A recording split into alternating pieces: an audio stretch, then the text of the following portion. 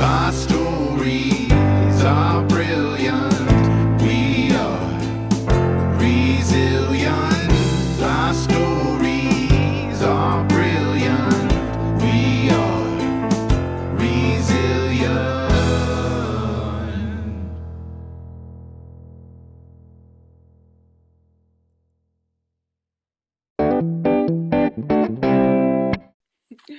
Hello and welcome. Thank you for joining us at Resilient again. Now, today we have a very special interview today with Holly Courtright. So, Holly, could you please introduce yourself and kind of give a short biography of yourself, who you are, where you're at, what you do for a living, and what's your current project? If you could kind of, you don't have to do it all at once, but if you could go ahead and introduce yourself now, that'd be great. Yeah, absolutely. So my name's Holly. I live in Victoria, British Columbia, Canada, and I run a real estate business here in Victoria. And yeah, I just recently finished up my graduate certificate in executive coaching. So that is my current project. I'm just working on developing that coaching business outwards. So far, it's been amazing, such an amazing experience. And I just love the opportunity to watch people grow and, you know, reach those aha moments and move forward with their own big projects in their life. Yeah. So that's me, and that's where I'm at. Oh, that sounds so interesting. So how did you get started in coaching? You said you just finished your master's degree. Um, did you do real estate for a really long time, and this is sort of a second career, or has that always been a dream for you to do coaching? It's always been I wouldn't say it's been a dream. It's always been on the back burner. I was always doing coaching, just a little bit as part of other tasks that I was doing. I used to work in recreation for a really long time. So I ran swimming pools and did community development work. So there were a Hmm. lot of really, really interesting opportunities for development coaching and Hmm. you know, running workshops and those sorts of things. So it's always been something that I did, and now I'm Hmm. just formalizing it a bit more. Oh, that sounds so fun. What a great way to help people kind of become who they really want to be. That's 100%. neat. Yeah. Coaching is definitely for me about service. So service Hmm. to the client and making sure that we are going in the direction that they want to go in. So it's a Hmm. really great opportunity, regardless of what type of coaching people engage in. It's always great to have someone holding you accountable in your corner. And you work with different styles of coaching, or are you mainly in one style? I don't know a lot about coaching. Can you kind of explain that a little bit, like how that works, what you do with Yeah, clients? absolutely. So I work in executive coaching, but there's lots of different types. So I would say it's a distant cousin to counseling, a very distant cousin. Uh, Hmm. so what it does, well, what I do is I work with clients to identify some of their limiting beliefs, let's say, as an Hmm. example. Hmm. And then we work through those. We find out what, you know, what are the anchors that are holding them down, and identify areas in their life that they would like to make changes around. And then Hmm. I work with people on an individual basis, so I do one-on-one, and we tackle the problems that they want to tackle versus counseling or the things that are on that scale or in that realm focus more on prescriptive. Hmm. So yeah, it's this is a less prescriptive approach. So it Right. differs for every individual depending on what they're seeking to, yeah, Right, of to work course. on. Right. It sounds like it's a little bit, well, it's a lot more action based than certain approaches. Less talking and more action steps kind of thing. Yeah, there's a lot of deep questioning that goes on with coaching. So it's really about helping the client to identify what's important to them and what they as an individual want to do to get there versus a very systematic approach that is utilized by everyone. So it's much more individualistic. Oh, it sounds so Mhm. useful, especially now. There's so many people are trying to find a new way. I think that you picked a good time for it. Yeah, and coaching is awesome in the sense that, you have life coaches out there or relationship coaches or career coaches. So there's really all sorts of different areas in a person's life that makes them feel a bit more whole. So depending on Mhm. what is identified as the root that is, holding a person back, they can get out there and find a professional to help them. Oh, that's wonderful. Now, are you going to be able to do your coaching? Do you do it online or via Zoom now in sort of the new normal? Are you going to be able to, or is it only in person? Well, you could definitely do it in person. You could yell across a field. I don't know how, I don't know Right, I don't right, know how right. private that is. Uh, but yeah, Yeah, on the phone via Zoom, it's a really useful tool and can be done in a variety of ways. It's definitely I won't call it live action role play, like we're not larking here, but it's definitely something that does require the back and forth to go on. So yeah, right, but right. but Yeah. by phone or by Zoom or even Facebook Messenger hooky booky, all of them function in the same general manner. So they all work. Right, and I would think that in some ways that would be really great even when things get back to quote unquote normal, just because of the immediacy of that. If you're needing that kind of help in the moment, you'll be able to help someone if they need it. I think that, sort of a side bonus, sort of. Yeah, Like you say with Facebook, I never thought about doing it via Messenger. That's wow, that's a great idea. yeah. And the thing is there's some underlying tenets, obviously, that large portions of the population struggle with. Imposter syndrome, Hmm. confidence, like all of these sorts of things you can speak to generally. So if I wanted Hmm. to, I could go and do a Facebook Live on imposter syndrome. But that's not really coaching, because coaching is something, it's a relationship that you build with someone. So through those sorts of things, you can give people some tools, absolutely, or shift their mindset slightly from listening to those things. But in the grand Hmm. scheme of things, for me anyway, it is the one-on-one personal relationship and the service to the client that's really important around the coaching relationship. Oh, that makes Yeah. perfect sense. Now, I wanted to ask you if you wanted to talk about a time in your life when you have been resilient. It could be things like trauma or grief or medical events or some kind of struggle that you've had success with, kind of working through in your life. Yeah, absolutely. I think that we all have glimpses of resiliency in our lives. And I think it's definitely something that we are slowly starting to lose sight of. So it's it's interesting that you would ask that. Uh, when I was 24 years old, my mom passed away. Not super suddenly, but kind of within 8 months, kind of thing. And Mm-hmm. it was very interesting because in those times, approximately 20 years ago, not giving away my age or anything, but uh, times were quite a bit different. And everybody felt very sorry for me. And so I was allowed to behave very poorly. Uh, and I was given the green light to exist in my current situation in a way that I wasn't proud of. So I had to leave. That was my decision. That was how I was going to build my resiliency there, is I wasn't going to, as much as I love my friends and family, and I thank them for their understanding and them allowing me to be a Hmm. total cow. Uh, that was just not who I wanted to be. So I left and traveled for a year.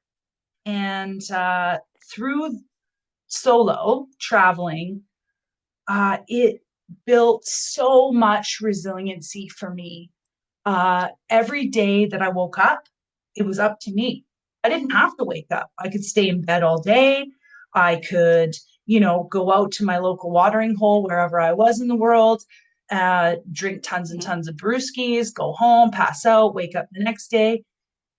Or I could wake up and go see the sights and, take in an awesome restaurant. It was up to me. And part of that time was spent doing the former, and part of that time was spent doing the latter. So it was a real test for me to become who I wanted to be. I was in a position where I got to pick. And that to me is where resiliency comes from. It comes from being faced with a decision that you have to make, and then, picking the path that's going to be more challenging, but it's going to be more rewarding in the end. So, yeah. Yeah. So that to me just kind of embodies what resiliency is. You're faced with options, and it's really hard to pick the hard option, but you do it because at the end of that, there's so much greater reward. So while I was out and about, doing my traveling around, I got on a boat, and I didn't know anything about boats. I didn't know anything about sailing. This boat was leaving from Portugal, and it was sailing across the ocean. And it was a delivery job to New Zealand. And to be honest, I really didn't get how far away New Zealand was. I just really didn't understand. So, I won't say that I necessarily picked the hard option. I think I fell into the hard option without full realization of what I was doing. So I got on this boat, and we traveled across the ocean. So we went to Lanzarote. That was our first stop. So that was 8 days. And I thought, well, this is pretty crappy. I don't really like this. The boat was super old. So if anybody that's listening is thinking I was on a yacht or, anything fancy like that, it's just not the case. It was a 20-foot by 40-foot catamaran. No radio, no shower. It was, bare bones, fixer upper. Wow. Yeah, this sucker was a fixer upper. So finally left Lanzarote, and we were headed for Antigua. And that was 23 days. No land. Didn't see land for 23 days. And yeah. Wow. And I gotta tell you, it wasn't good.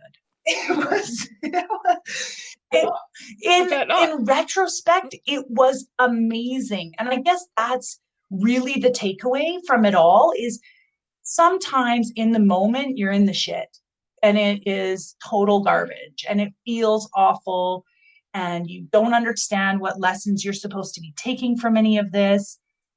And, that's all well and good, but at the end of it, when you look back, that hindsight, there's so much value in putting yourself in situations that are difficult.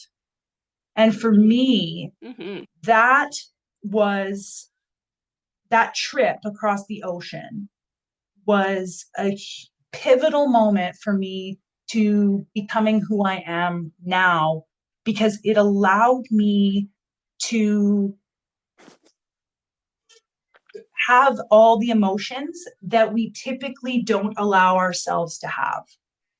The death of a parent, or, the loss of, excuse me, the loss of a job. There's so many things that we're faced with in our life, and we just have to move on. Everybody says, move on, just keep going, keep going. So this was an opportunity for me, 23 days in the middle of the ocean, where I got to have it all. I got to be mad, I got to be sad, I got to be glad. And it was a huge, huge bonus for me because when I did see land, I was a completely different person. I, you know, during that journey, all of our fresh water leaked out of our holding tanks. So we only had one jug and we had to use it for brushing our teeth and washing our face, and everything else we cooked in salt water. Oh, if you've ever had pasta, if you can imagine the saltiest pasta you've ever eaten in your entire life. Oh, that Oh, sounds it's like those horrible. Sour Patch Kids, but pasta. Like it's wrong. There's nothing right about that situation. Right. But you had to eat it, right? Because how Yeah, much food did well, you and have that's the there? thing. You don't have any fresh food left after a while. So yeah, you got to eat it. And you plug your nose Hmm. and you just carry on with, you carry on with your current state of affairs. I said Hmm. that earlier that I ran swimming pools. I'm a very good swimmer. That's how I put myself through uni. I ran swimming pools, I taught lifeguarding, all that sort of stuff. We didn't have a shower on the boat. So we would drop the sails, and every second day we would throw a buoy line out behind us and hop in the water. And that's how we would get clean. And I was terrified. I'm a great swimmer. I would not be the first one in or the last one out. In my mind, I needed a 50% chance that the shark was going to eat the other guy. I could not be the only one in there. That just was not an option. So it was just a really smelly, hungry, dirty, hot, cold, everything time. But at Hmm. night, I would do watches. We switched off, and it was so dark that you've never seen so many stars in all your life. It's Mm. unbelievable. With no light pollution, it is one of the most magnificent things that I have ever seen in my life. And it gave me a lot of time to think and, Hmm. to make decisions about who I wanted to be and how I wanted to live my life. And what I decided is that when something bad happens to you or around you, uh, that can't be the defining moment in your life. That needs to be the moment that you define your life by instead. You have options.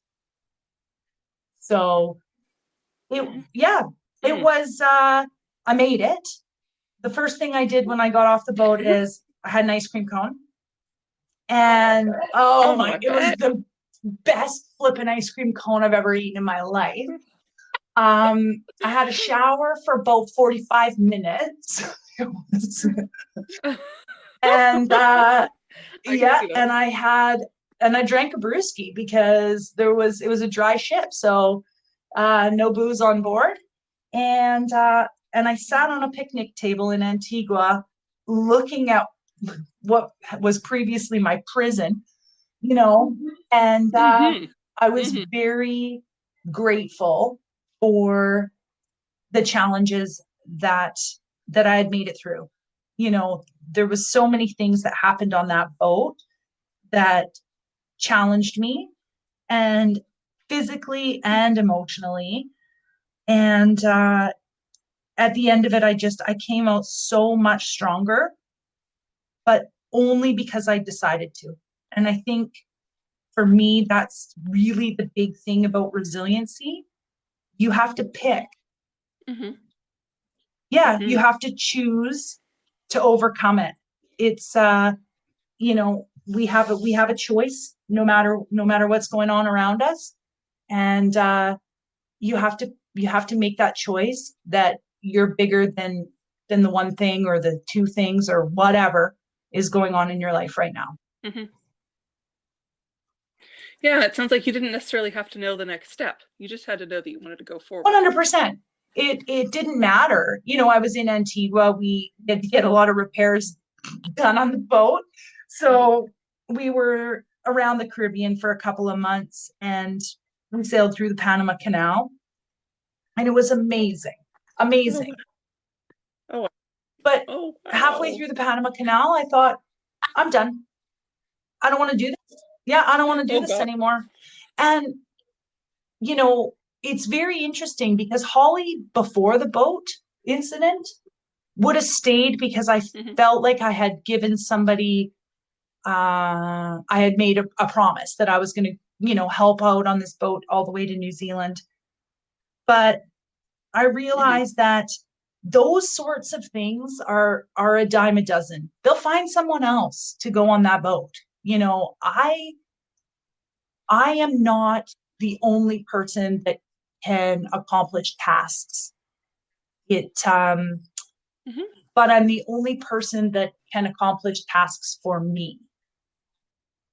So that Mhm. was a decision. It was I just thought I don't want to be on this stinking boat anymore. So yeah, I was like, no, this is enough of this. I was on there for about 4 months, 4.5 months all told. And Panama City, I got off and waved goodbye, and the boat sailed away, and I traveled overland back home. So uh and it was good Mhm. timing. It was a great decision on my part. And I got what I needed to get out of that experience, to grow and change, for sure. Mhm. It's funny when you said you got to Antigua, I was thinking, oh my gosh, does she get back on that boat? I wasn't sure you were going to. Yeah, it's funny because in Antigua, I had no thought of getting off the boat. I had just done 23 days that were some of the hardest days of my life. And the thought of getting off the boat wasn't even in my mind at all. Uh, but Mhm. over time, during the easier times, when we were getting repairs done, and we were in Trinidad and Tobago for quite a while. And so I was doing scuba diving, and life was grand at that point. Uh, and that's Mhm. when I thought, is there more that I can take from this experience?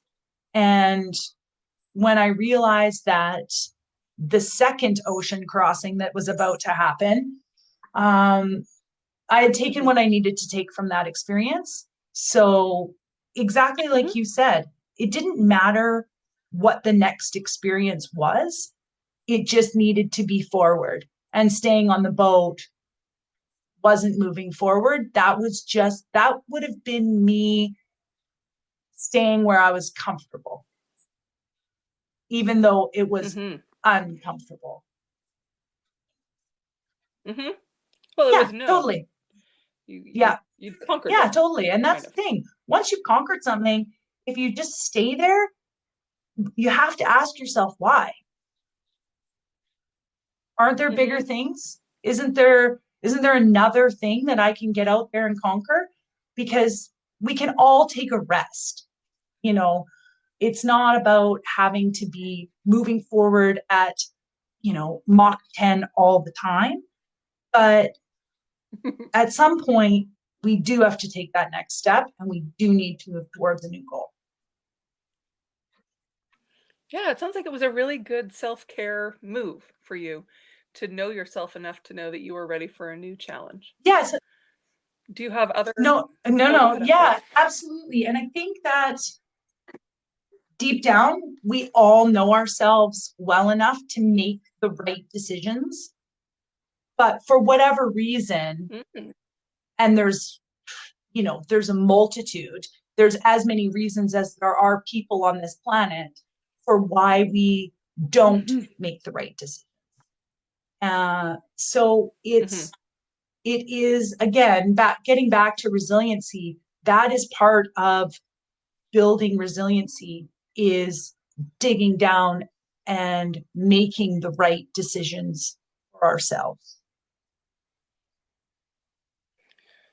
I think that's a really good point when you say that deep down we tend to know the answers, even though we might not consciously feel them.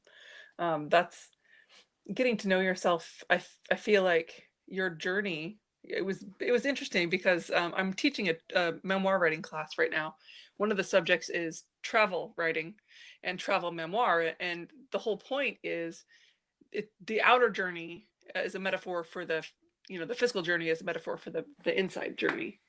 And I loved that your story was so illustrative of that. It seems like it really informed a lot of the way you lived the rest of your life since. Yeah, absolutely. And I've traveled a lot since then. The majority of the time, I travel by myself.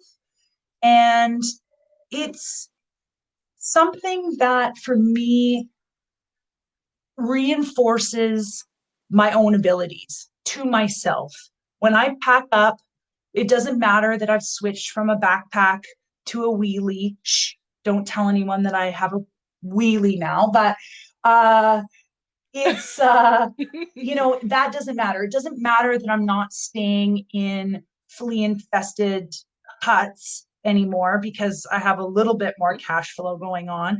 It's not about that stuff. You don't have to rough it in the way that I used to do in order to pull something from travel.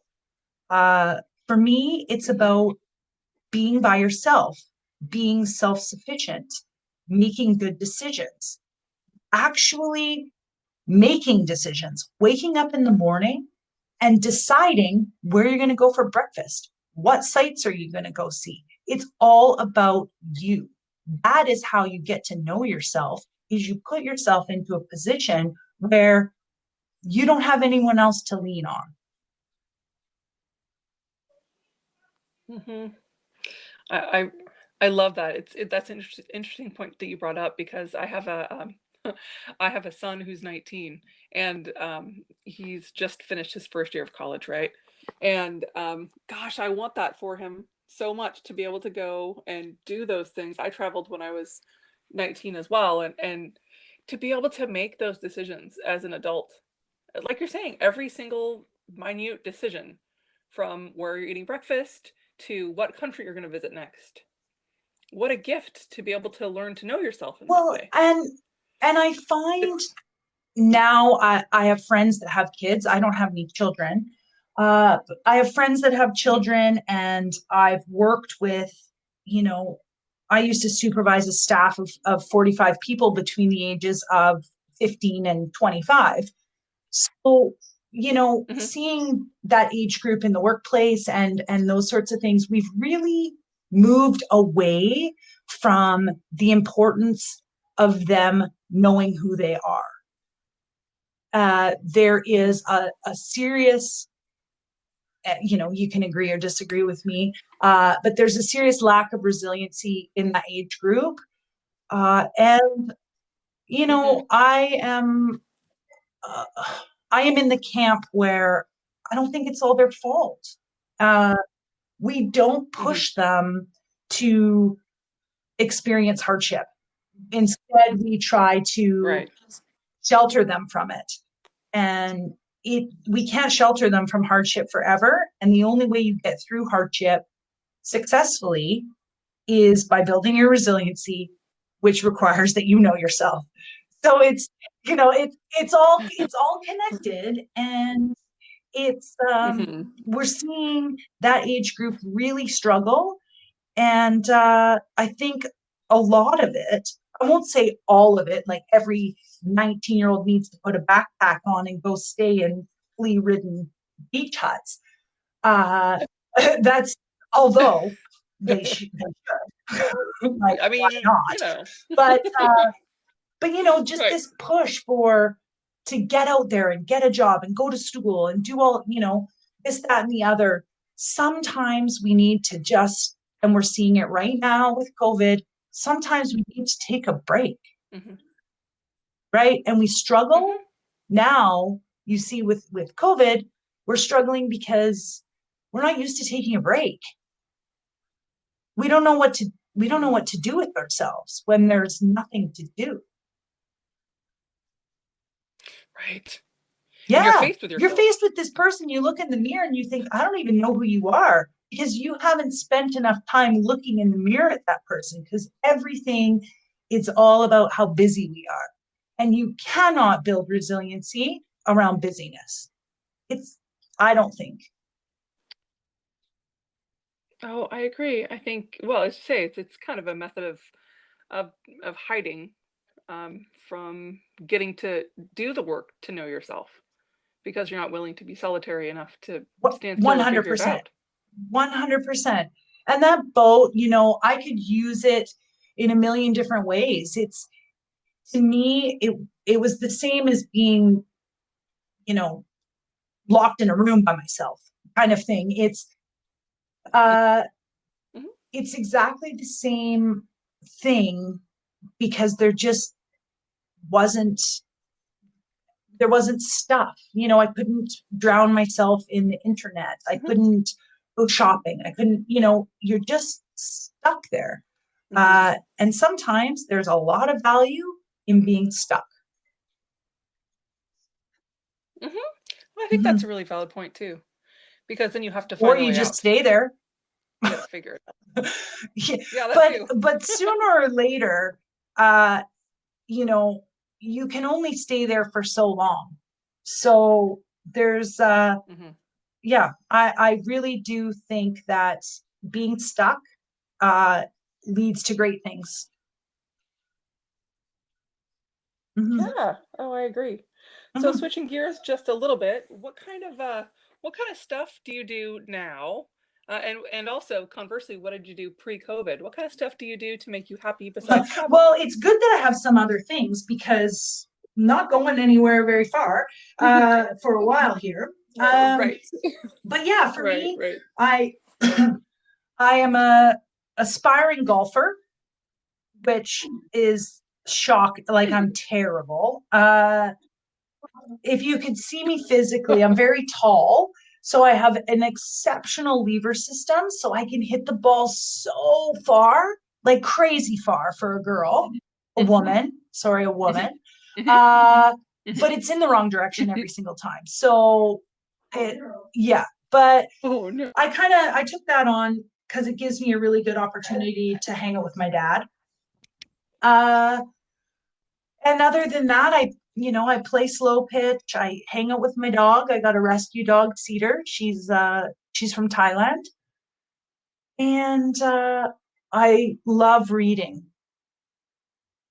I just, yeah, love losing myself in a good book. So that's kind of what I do to keep myself busy, other than building my businesses and serving clients and those sorts of things. Oh, thank you so much. So, what do you do in your life that makes you happy? Is it something that's working now? Is it something that helps you in times of challenge or strife? What kinds of things do you do for fun? Well, I play a lot of sports, so I get outside a lot. Hmm. I play golf Hmm. quite poorly, but I play it anyway. Uh-huh. Yeah, I swim quite a lot, and I play slow pitch and I curl. I just stay really active, which I think, Hmm. as you participate in these activities, it allows your subconscious to do some work in the background. When you're concentrating hard on something, Right, your yeah. your subconscious is making making connections and doing all the important stuff that it needs to do in the background. Same as with sleep. Uh, Hmm. so I wouldn't say I sleep for fun, but one of the big things I think it is fun a lot of the time, but Yes. one of the big changes that I have made recently, and COVID has actually helped me along the way with this a bit, is I really am focusing on getting enough sleep. Hmm. And I have noticed a dramatic improvement on my stress levels, my Hmm. ability to pivot, deal with problems that come up, and my Hmm. retention. I found that my retention was getting poor. So, now I make sure that I'm getting, for me, it's 8 hours. that I'm getting 8 hours of sleep. Not everybody needs it. I do. And it's something in society that we almost shame people for, the idea of getting enough sleep and not being busy enough. Like if you get 8 hours of sleep, it means you're not busy enough. And that's just baloney, I think. So yeah, it's, I've had to cut some other stuff out to add an extra 2 hours of my day that I spend with my eyes closed. But yeah, I'm quite active. Hang out with my dog Cedar. We go hiking a lot, and it's out on our paddleboard. So yeah, mainly it's outside stuff, and I like to read. I have a subscription to The Economist, which is exceptionally stressful because it's an 80-page magazine that comes every week. Right. Every time it shows up, it's like, oh shit, I got to get through this again. But it's great. It's a really good way to stay on top of what's going on, and just it's brief, but it gives you good introduction to stuff. And then I've got a book club, and yeah, so we read books, and we, under the guise of talking about them, we meet. Oh, fun. What kinds of books do you read in your book club? We just finished Educated. Oh, such a good book. I love that book. Oh my gosh, it was amazing. It was really, really good. I liked that book a lot. Prior to that, we read Weather, which is specific in its audience, I would say. So, but yeah, I'm an English major for my undergrad. So so I enjoy reading it. It really does allow me a good opportunity to reset. Do you have, what are your top 2 favorite books ever? Shantaram, I would say, is definitely up there. And I'm trying to think. Behind the Scenes at the Museum, which is a super old book, but it's just really, I like the character development. For me, I really enjoy character development. And Shantaram, if you haven't read it, the guy's just so cool. I don't know. I don't know what's going on with that guy, but he's had some pretty amazing experiences. So it's a beast. It's a brick of a book. I read it when I was backpacking, which I wouldn't necessarily recommend unless you are doing it via ebook or whatever now. But yeah, an amazing read. Ooh, that sounds cool. I just joined a book club for the first time. I've never had time, like you say, I've never, it's one of those things that you have to make time for. Yeah. And so I'm doing a virtual one with some friends, and I'm fascinated by people who've managed to keep it up. So kudos for that. I think that's it's a lot of work, and it's a lot of commitment to other people. It is. And it's, it's something that holds you accountable to reading. I'm not sure that I need necessarily to be held accountable because I enjoy reading a lot.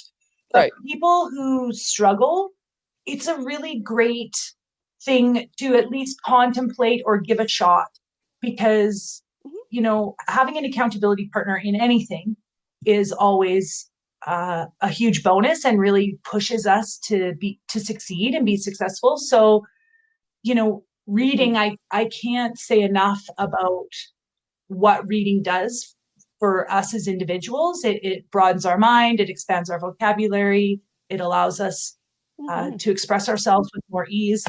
So if what you need to read is an accountability partner, then a book club is an amazing thing. Yeah, I think that's really cool. Now, you mentioned your dogs. Do you have any other pets in your life? Oh no, I couldn't even. Cedar is a rescue dog from Thailand. She's adorable. She's 6, but she's high maintenance, man. She just, follows me around everywhere. If we had another animal, I think it would just be a jealousy match all the time. So she's the solo. She's got no brothers or sisters in the house. And what kind of dog is she? Oh. That's a great question. Um, No idea. so about the rest of your No, so Oh, I got her from really? Thailand. She was in the dog meat trade, so she was saved from that. And yeah, she kind of looks like maybe part beagle, part hound. Uh, so yeah, she got here and she's pretty much been the best thing that's ever happened to me. Love her to death. Oh. Oh, Yeah. I am all about adoption, so I think that is amazing. Now, you're telling me, so she came over, you didn't get her in Yeah, I Thailand found and her on then the bring her internet back. She actually, came over here. like some people find their partners. I found my partner. Uh, and Right. it's funny, I Oh. was thinking about getting a dog, and my dad was like, Holly, are you sure? You're pretty busy, blah, blah, blah, blah, blah. And then, one day he was like, I think that's actually a good idea, Holly. You should get a dog.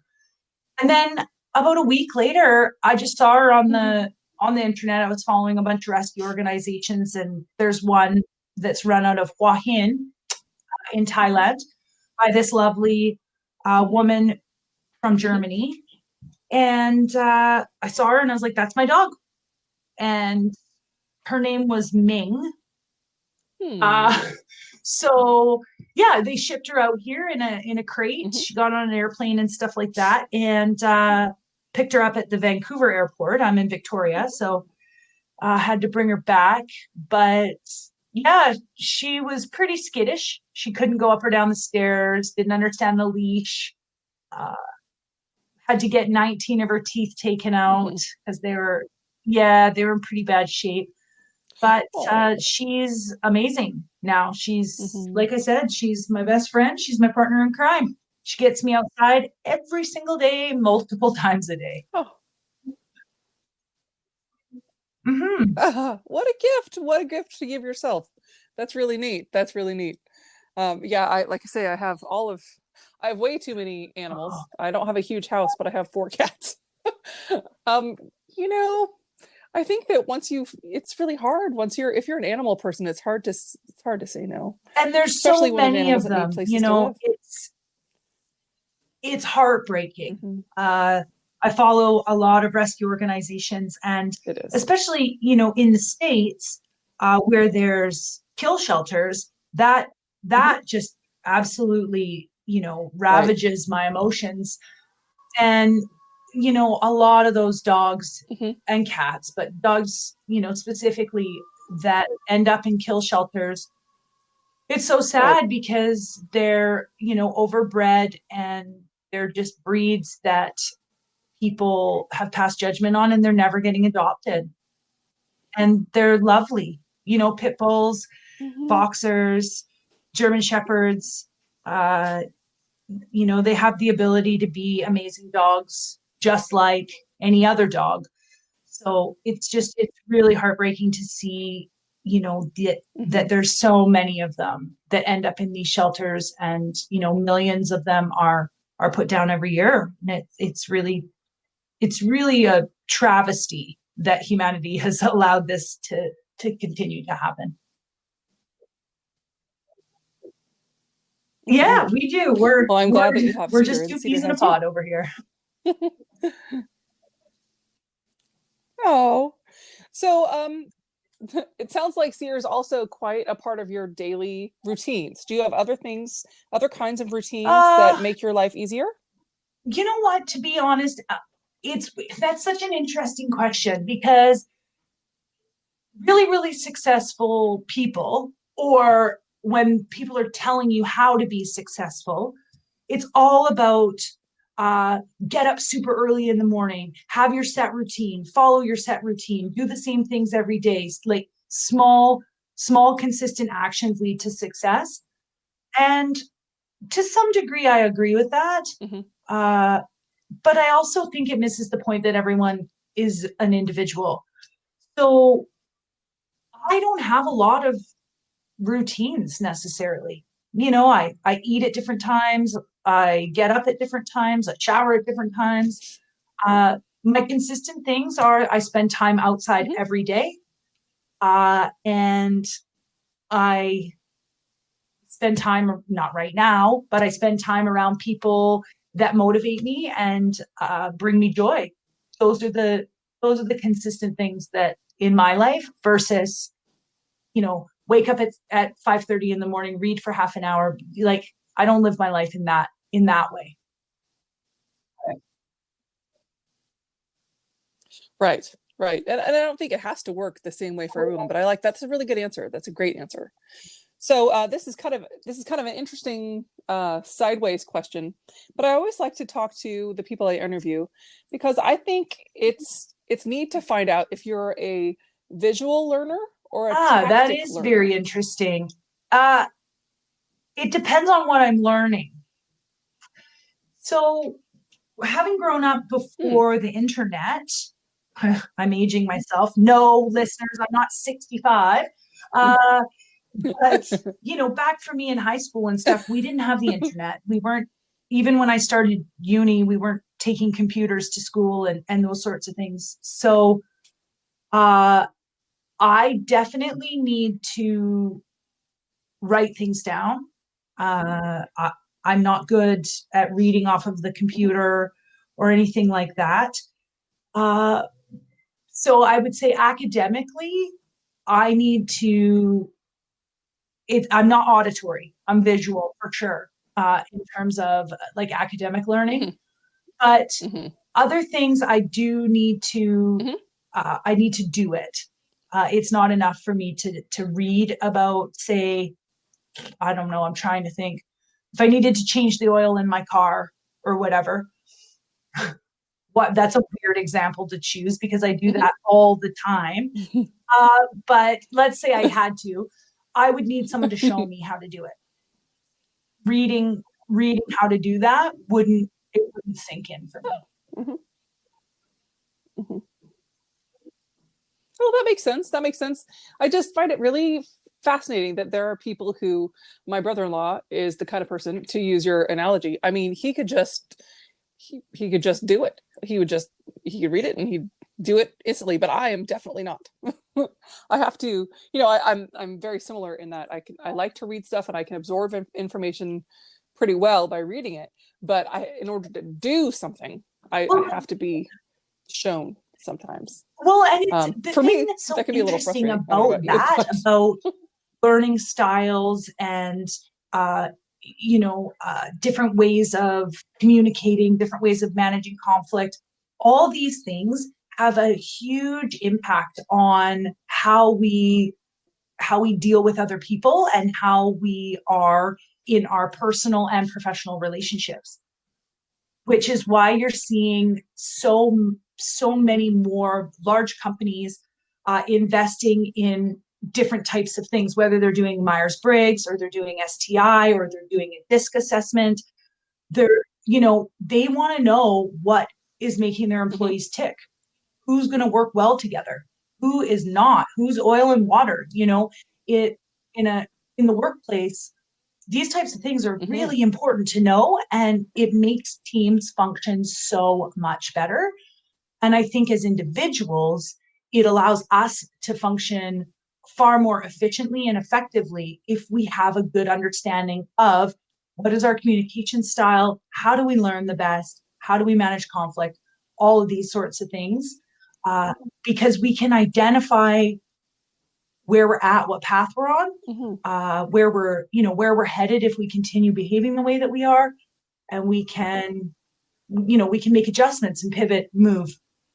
So Mhm. yeah, the more we know about how we tick, uh, the more success we can't help but be more successful.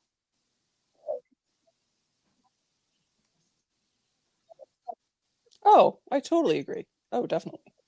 Now, this is a super fluffy question, but I think it's interesting to ask those also, especially right now that we're all in such constrained circumstances.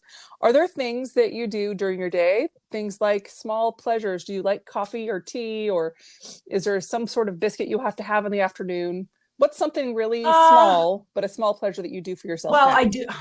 I won't say this is a small pleasure because I would say it's a problem. I drink a lot of coffee. So I don't know that that's a small pleasure. I think that that's like verging on an addiction to caffeine.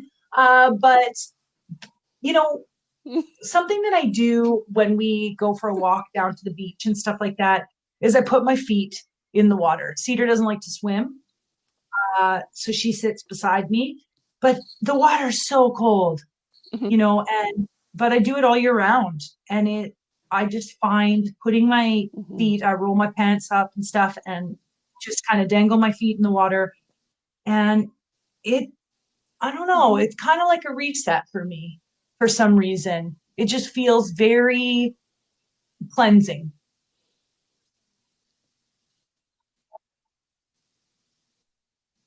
Mm. It sounds very grounding and very cleansing, very well, Mhm. it's like a And it literal feels great, and even when and it's physical freezing. reset. I like Uh, that. That sounds let's fun. not get crazy. I'm not taking off my snow boots to put my feet Mhm. in the water.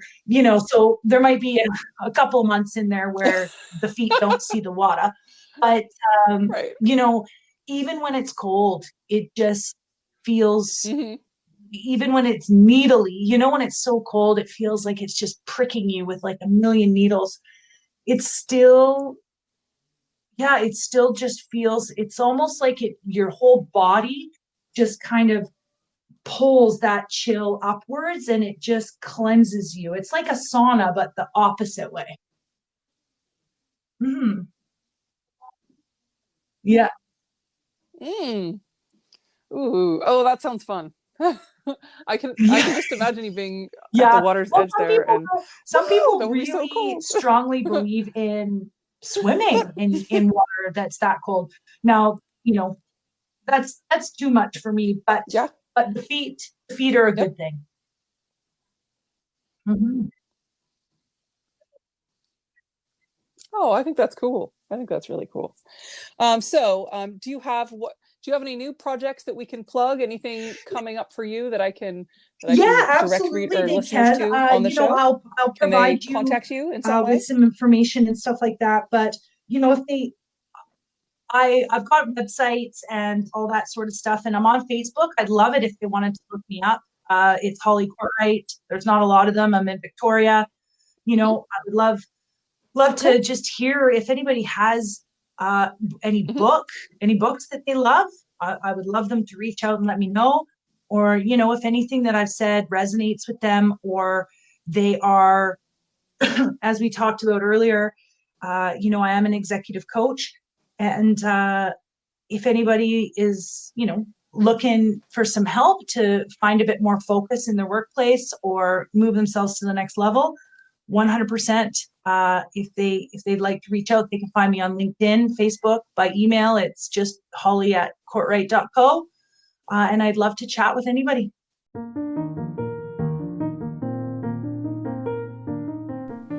I want to thank Holly Courtright for being on the show. It was a great interview. She was such fun to talk to. Remember, you can contact her through her Facebook or through her Instagram. Both of those are on the show notes. You'll be able to see those. I also wanted to remind viewers, listeners, I should say, that you can go ahead and email me at resilientpodcastmail@gmail.com if you have any questions or if you'd like to be on the show. I wanted to finish today I often talk about the books I'm reading.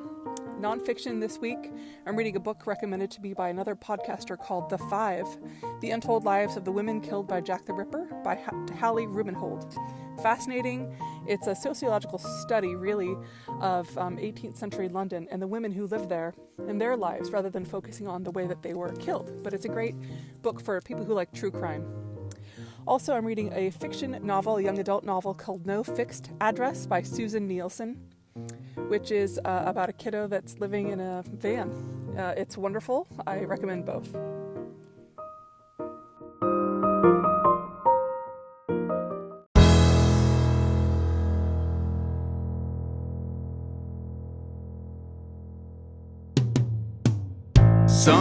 Sometimes we have to start over.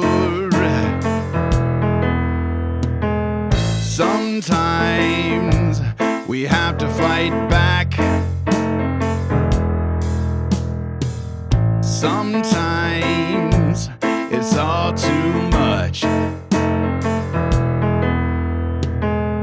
Lost inside the black.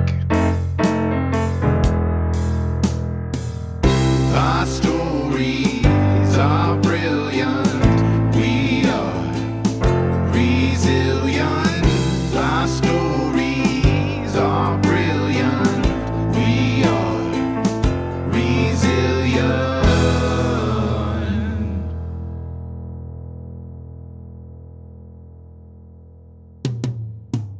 Sometimes we need to live the voices of those who've overcome and expose the ones that made the choices to stay and fight, not run. Our stories are brilliant. We are resilient.